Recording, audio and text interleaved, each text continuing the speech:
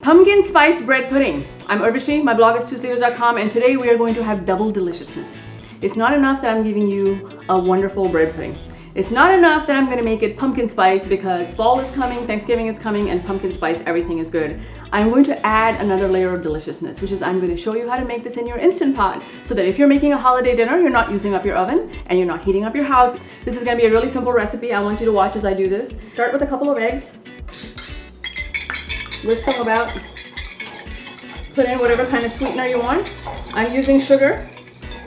You guys know I cook mainly keto. I had to hunt for the sugar in my house. It's not that easy to find, let me tell you. And then when it's kind of mixed in, put in a little bit of milk. Wow! Try not to splash everything in the house.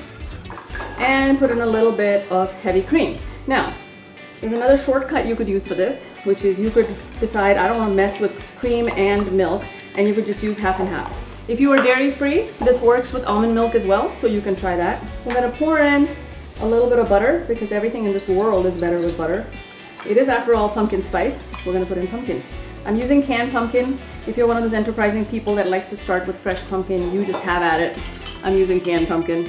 I don't have that much time to make this.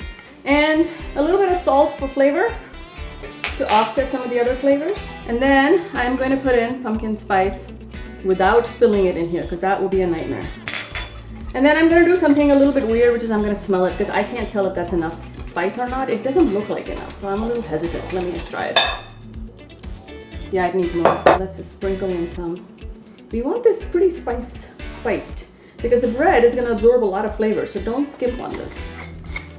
And at this point, you start to incorporate your bread. Use whatever kind of bread you've got. Try to get sourdough if you can. I used whatever is lying around that my son didn't finish. So now the beauty of this dessert is that you can actually make this the night before until this point and leave it be, because what will happen is that the bread will absorb all of the pudding deliciousness in here. I'm gonna use my whisk a little bit because I want some of this bread to push down in here and mix up.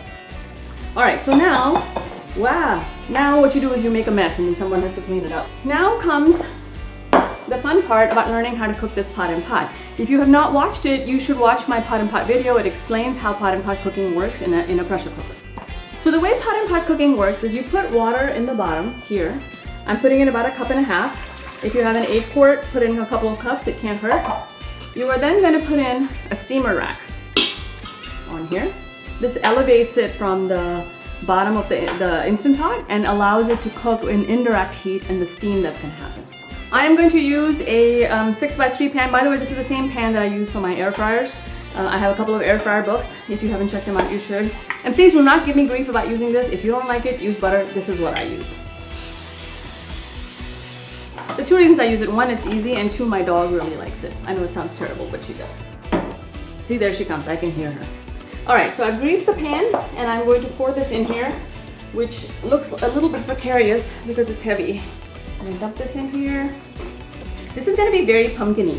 Initially when I wrote this, I didn't think I needed so much pumpkin, but then I looked at that and I was like, this is just gonna be bread pudding. Hi, Gracie. My dog is here.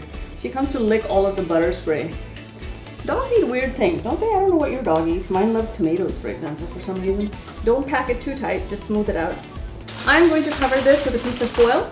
They do make silicone covers, silicone lids. Some of you might like that better, but this is what I'm doing. The reason that I'm doing this is because I don't want the condensation to fall back into the pudding and make it kind of moist on top. That wouldn't be very good. Now, there is going to be one effect of this, which is that it's going to slow down the cooking.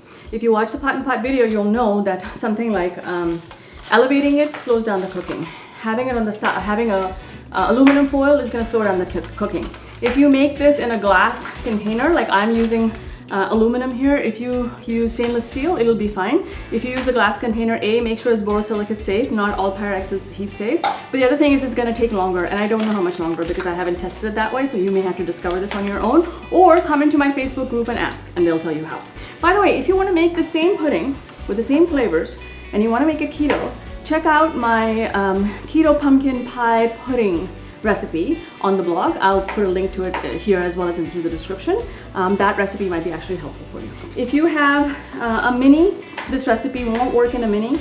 In an 8-quart, you can do a 7-inch diameter, but then the cook time may be a little bit different. Okay, I want this to really cook well, so I am gonna give it a good 40 minutes just because we wanna be on the safe side. This is an Instant Pot Ultra. I don't have to set this to sealing and venting. It does it automatically. And we're just gonna let it go. Now what's gonna happen is at the end of 40 minutes, I'm gonna give it another 10 minutes for the pot to rest and do its thing. And after that, I'm going to take it out and I'm gonna show you what it looks like at that point. All right, so we're back. The pumpkin pudding hopefully is done, bread pudding. Can I tell you guys a secret? A lot of times I test this at the same time as I'm making it and I do a video. And if the recipe works out, you get to experience it. Okay, now watch what I did. I opened the pot and I held the lid sideways, can you see it? So that all of the condensation would slide off to the side. The first thing you want to do before you take this out is open it and peek and make sure that it is done, which it is. Well, 40 minutes, it better be done. I would have been kind of irritated if it hadn't been done. All right, there you are. There's your bread pudding. I'm going to use a chopstick to insert to see if it comes out clean. It does. And now at this point, you have a couple of choices. You can either make the sauce that I'm going to provide in the recipe and pour the sauce over it. You could do both of these. But the other thing you could do is you could put some brown sugar on top. And if you have a meal-tea crisp lid, you can put that on there and let it brown.